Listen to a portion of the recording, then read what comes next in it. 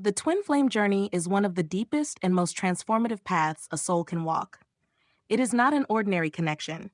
It shakes the very foundation of who you think you are, who you thought you would become, and what you believed love to be. When you meet your twin flame, it is like seeing yourself reflected back in another soul. There is recognition, familiarity, and a pull that cannot be explained in simple human terms. But as beautiful as this connection feels, it also brings its storms. One of the most common challenges is when your twin flame becomes the runner. They step away, retreat, or even cut off communication. This phase can leave you in confusion and deep longing. You may feel an almost irresistible urge to reach out, to call, to text, to reconnect. The silence on their end feels unbearable, and your heart aches for resolution. Yet this is where wisdom is required. The impulse to chase, to close the gap, to make them remember what you shared, often leads only to more pain. Reaching out too soon from the wrong energy, or without understanding what this journey requires, can create more distance instead of union. So before you pick up the phone or write that message, pause. There are truths you need to understand about why the runner pulls away, what your role is in this phase, and why waiting, painful as it is, can serve your growth and the connection more than forcing contact. In this video, we will explore why restraint is necessary, what reaching out prematurely does to the connection, how to shift your focus inward, and what ultimately draws a twin flame back.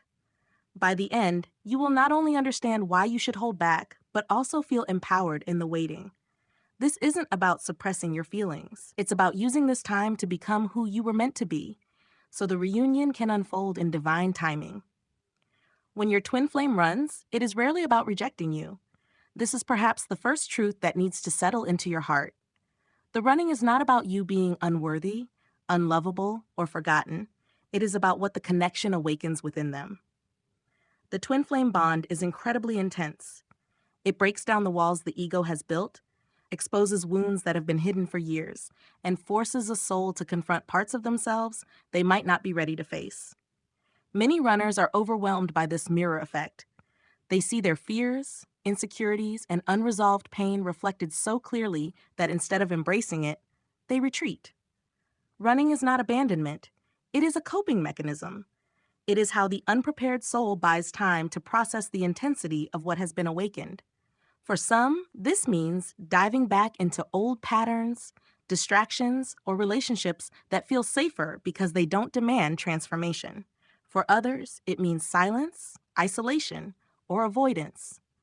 Understanding this can change how you see their behavior. Instead of feeling betrayed, you begin to see that they are struggling with their own inner battles. They are not running from you. They are running from the confrontation with themselves. And because the connection is mirrored, what they run from within, you may also need to face in your own way. This is why reaching out during the runner phase can be counterproductive. When someone is overwhelmed and in retreat, pressing harder only increases their resistance. Imagine someone who is drowning. If you rush to hold on to them tightly, they may pull you both down.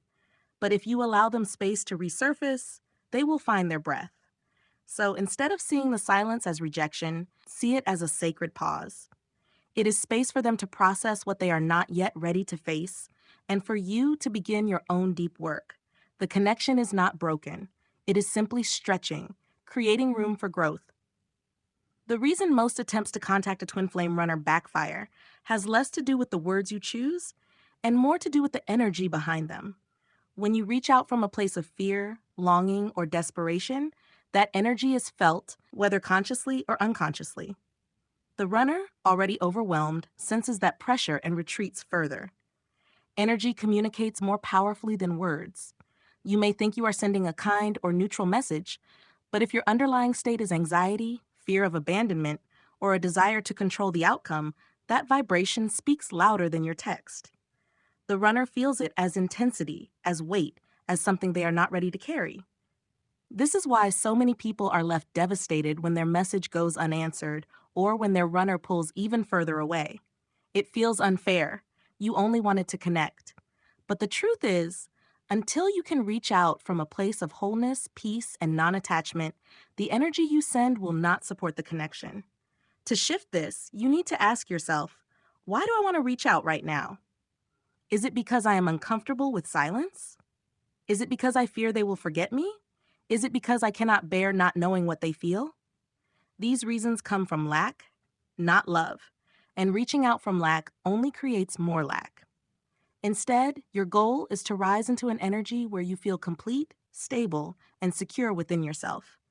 From that place, reaching out is not chasing, it is sharing, and it comes without expectation.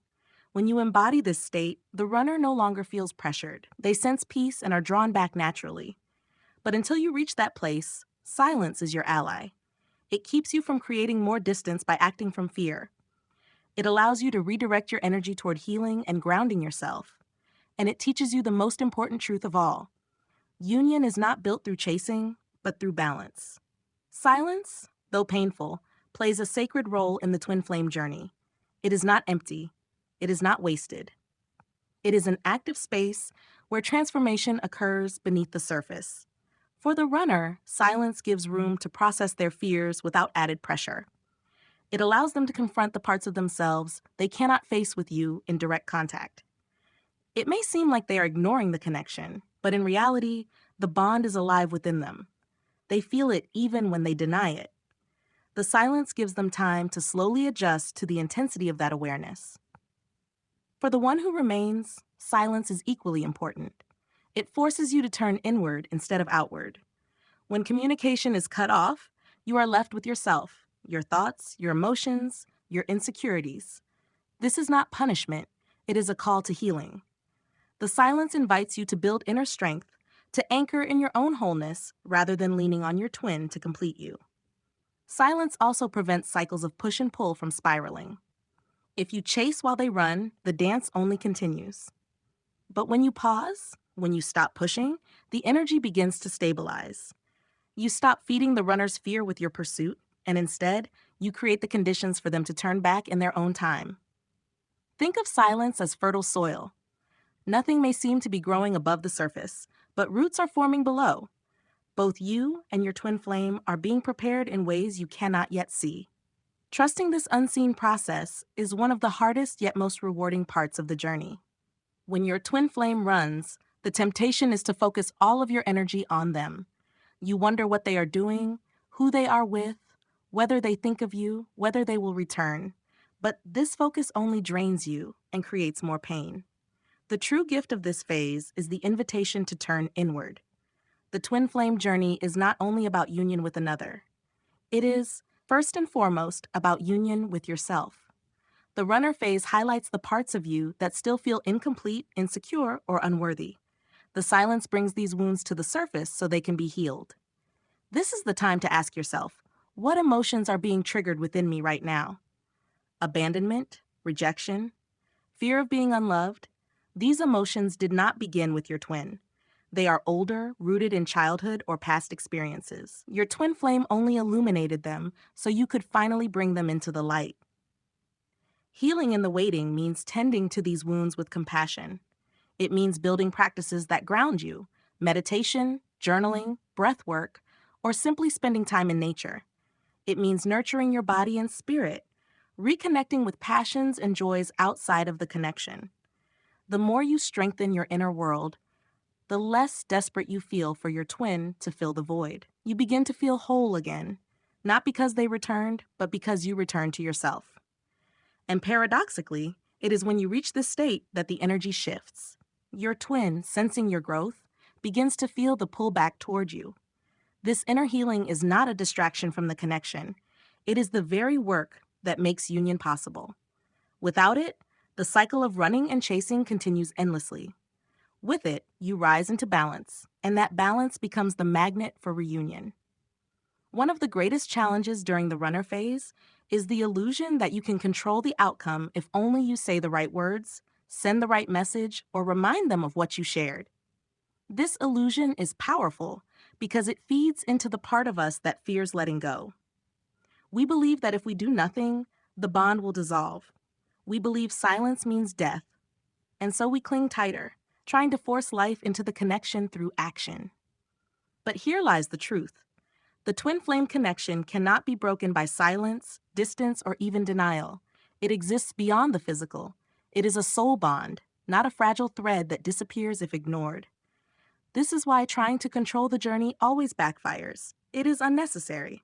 The connection is alive regardless of what you do or do not do. When you reach out during the runner phase, what you are really trying to do is control timing. You want reunion now because the waiting hurts. But twin flame unions do not blossom through force. They unfold through surrender. The more you push, the more resistance is created. The more you try to manage the bond, the more tangled it becomes. This is why surrender is the antidote to control. Surrender is not giving up on the connection. It is trusting the divine intelligence that orchestrated your meeting in the first place. If the universe aligns your paths, do you really believe it cannot realign them again in the right time? By surrendering, you release the illusion that you must hold everything together with your own hands. You let the connection breathe. Surrender also frees you from suffering. Instead of living in constant tension, wondering when they will return, what they are thinking, whether they miss you, you begin to live in the present. You take back your power from the unknown and ground it in what you can nurture right now: your growth, your healing, your joy. Every time you feel the urge to reach out, ask yourself, am I acting from trust or from fear? If the answer is fear, step back. Trust that silence is serving you. Trust that the connection is alive. Trust that nothing you are meant to experience can be taken from you. When you move into trust, the illusion of control fades and peace begins to grow. The twin flame journey is not only about emotional healing, it is also about energy. The bond between you and your twin is vibrational, and the state of your energy determines the quality of the connection. When you are heavy with fear, desperation, or sadness, your vibration lowers, and this creates resistance in the bond. When you rise into love, joy, and wholeness, your vibration lifts, and the connection flows more easily. This is why raising your vibration during the runner phase is essential. It not only helps you feel better within yourself, but it also shifts the energy between you and your twin flame. Instead of sending out waves of longing and lack, you begin to radiate stability, peace, and love. And because your twin flame is your mirror, they feel that shift, often in ways they cannot explain. Raising your vibration does not mean ignoring your pain or pretending to be happy. It means consciously choosing practices and states of being that nurture your soul. It may be as simple as spending time in nature, listening to music that uplifts you, moving your body through dance or exercise, or surrounding yourself with people who inspire you. It may be as deep as daily meditation, energy cleansing, or creative expression that allows your heart to flow. Each time you engage in what lights you up, you send a signal to the universe. I choose growth. I choose love. I choose alignment. And that signal is felt by your twin as well.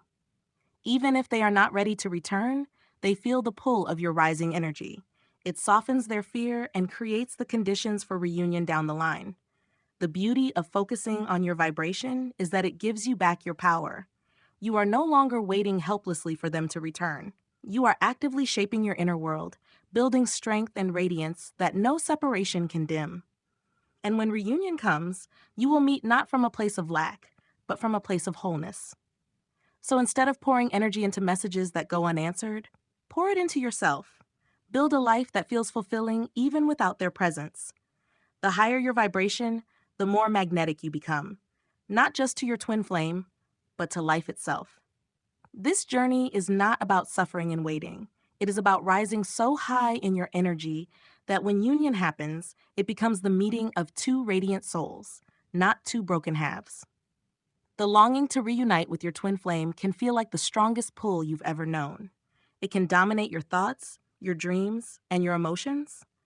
But the path to reunion is often misunderstood. It is not about chasing, convincing, or proving your love. It is about inner alignment.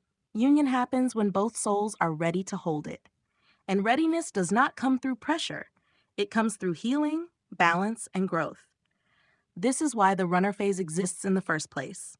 It is not punishment. It is preparation. It ensures that when you and your twin do come together, the bond can sustain itself without collapsing under the weight of unhealed wounds.